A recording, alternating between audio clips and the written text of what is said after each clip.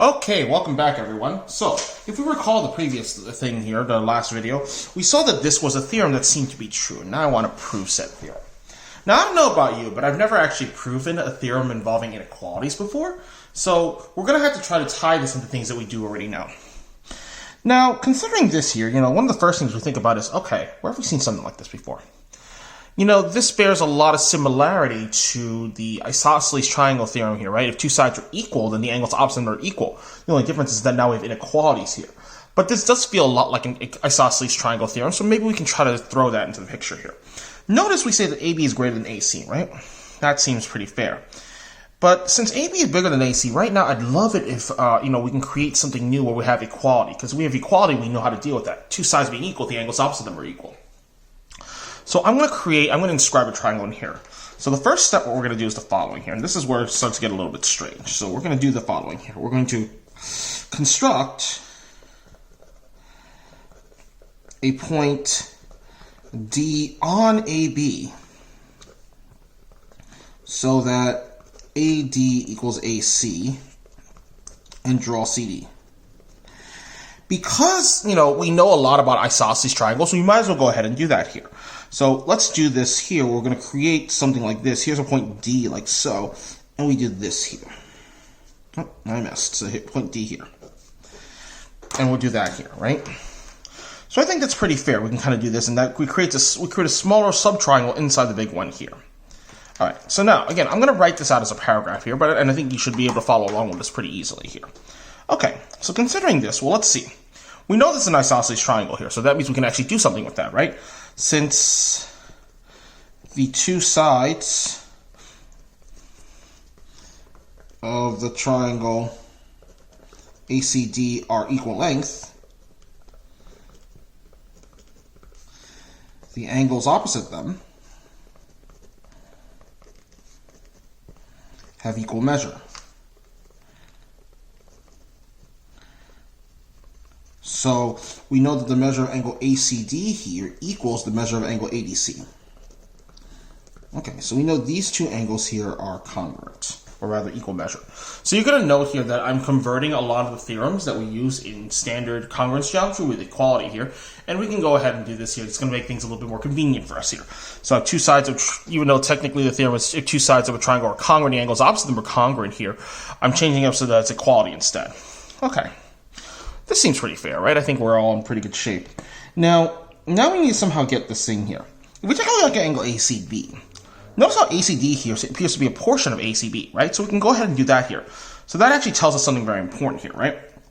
Since ACD here is a portion of ACB, ACP is going to be bigger than ACD, and that's good because we want ACB to be the bigger part here. So we know that ACB here being larger than ACD, that's going to help us out here, right? We can say since the whole is greater than any of its parts,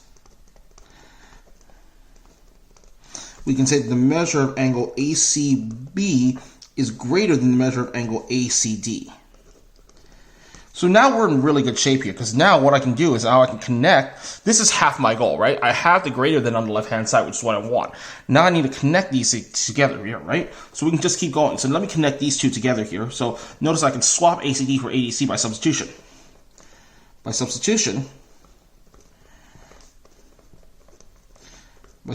postulate, we can swap them in. So you have the measure of angle ACB is greater than the measure of angle ADC here. So we're in good shape now. We have just shown that this angle in green is now bigger than both the black angles here. This angle here and also this angle here. But now I need to somehow get angle B into the picture. So now this is where it comes into play. So let's take a look at this here. Notice that not only do we have a triangle ACD here, we also have a triangle BCD here. And if we consider this around, let me flip it around here, right? Notice what's going on in this situation here is that if we look at triangle ADC here, this here is a triangle, and DA counts as an extension of side DB of this triangle here. So this is an exterior angle.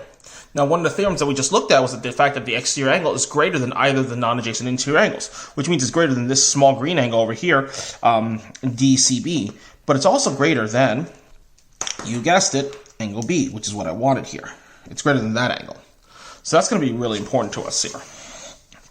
So in fact, now we have a way of doing this here. Since an exterior angle of a triangle has greater measure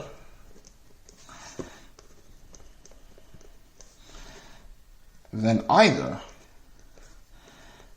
non-adjacent interior angle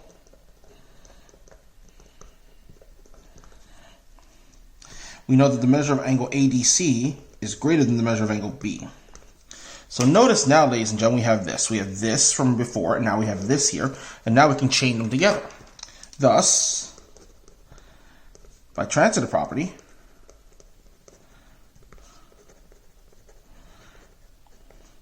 the measure of angle ACB has to be greater than the measure of angle B, and that proves our theorem. Sweet. So it works out really well here. So again, even though this proof is something that we're not necessarily familiar with, we've not necessarily seen something like this before, we were still able to put this all together because of the way everything was set up, right? We just use the postulates, we just use what we know, and we're able to put this together, which is, the story of everyone's life here. So keep this idea in mind here, ladies and gentlemen, as we proceed with this.